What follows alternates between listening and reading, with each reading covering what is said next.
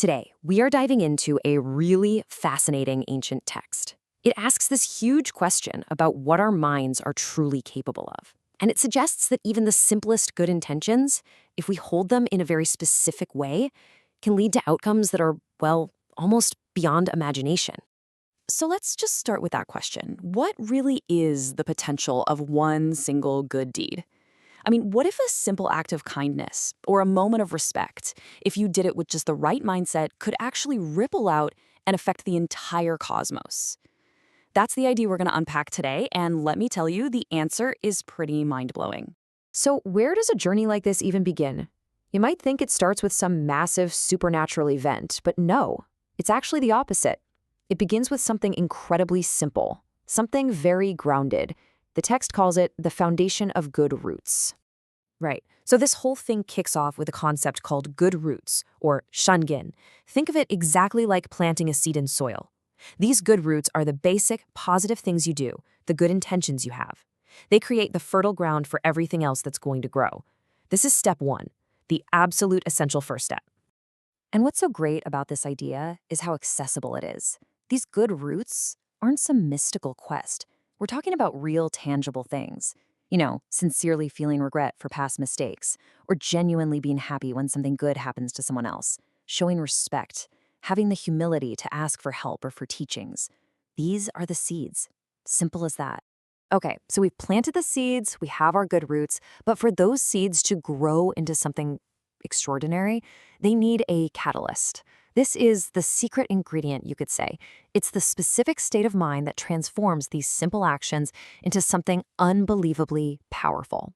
And here it is, the unattached and unfettered mind of liberation. It's an incredible phrase, Wu Zhuo Wu Fu Jie Tuo Xin, and it is the absolute heart of this teaching. It's describing a mind that just acts, purely, without getting tangled up in needing a reward, and without being held back by its own hang-ups or limitations. Now, the text makes a really subtle but super important distinction here. Unattached, that means you have freedom from expecting something back. You do the good deed just to do it. Unfettered means you have the freedom to act without being tied down by your own mental blocks or what's going on around you. So one is about letting go of expectations, the other is about breaking through limitations. All right, so what happens when you combine these humble good roots with this incredibly powerful liberated state of mind? Well, this is where our journey takes a sharp turn into the cosmic. The text starts describing abilities that really stretch our imagination. So now the text starts this amazing kind of rhythmic repetition. It uses this exact phrase over and over again as the cause for all these incredible effects that are about to come.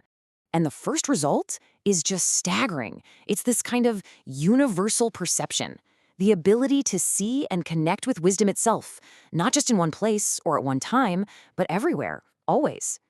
It's a kind of vision that goes way beyond just physical sight. And there's that phrase again. It's like a mantra. The text is driving home the point that this state of mind isn't just the key to seeing more, it's the key to bending the very fabric of reality.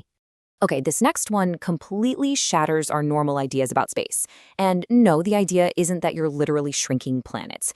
It's a powerful way of saying that a liberated mind can hold and understand the infinite complexity of the entire universe without being overwhelmed by it.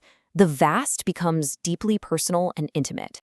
So we've gone beyond ordinary perception, we've bent the laws of space. Now using that exact same mental foundation, the text takes on the final frontier. Time itself. So first space, now time. With this exact same state of mind, you can perceive these huge, vast stretches of time, we're talking entire eons, in what feels like a single moment. And it works the other way too. It's a total liberation from the one foot in front of the other way we normally experience life. And listen, when the text says countless, it is not being poetic. The original phrase, 不可说不可说解, literally translates to unspeakably many eons. It's a number so huge that it's designed to break our logical minds, to point us towards something truly infinite. Okay, so being able to perceive all of time and space, that's incredible. But why? What's the point? Is the goal to become some kind of cosmic superhero? The text is crystal clear on this. Absolutely not. There's a much deeper, much more profound purpose to all of this. This all leads to the ultimate point, a concept called dedication. Huixiang. It means you take all that positive energy, all the merit, all the wisdom you've built up, and you consciously give it all away for the benefit, for the well-being, for the ultimate freedom of every other living being out there. So you see, it all comes together in this really elegant three-step path. You start with simple positive actions. You do them with a mind that's free from needing anything back and free from its own limits.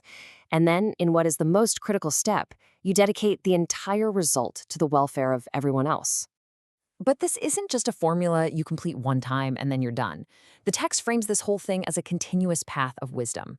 It's a dynamic, ongoing journey of practice and refinement.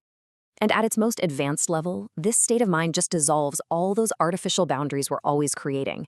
You know, the distinction between me and you, or between the path and the goal, or even between the teaching and understanding.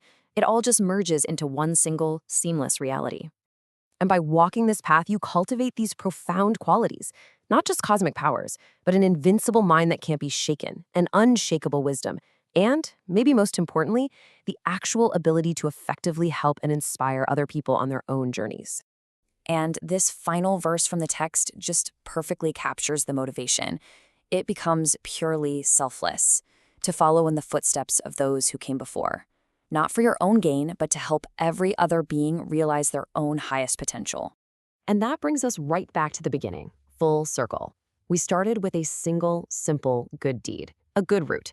And we see how, when it's nurtured by this unfettered mind and then selflessly dedicated, it can blossom into an entire universe of compassion. So let's just leave with this to think about. Forget about fitting the cosmos in a pour for a second. In your own life, right here, right now, with your own challenges and your own opportunities, what could you achieve with a truly unattached and unfettered mind?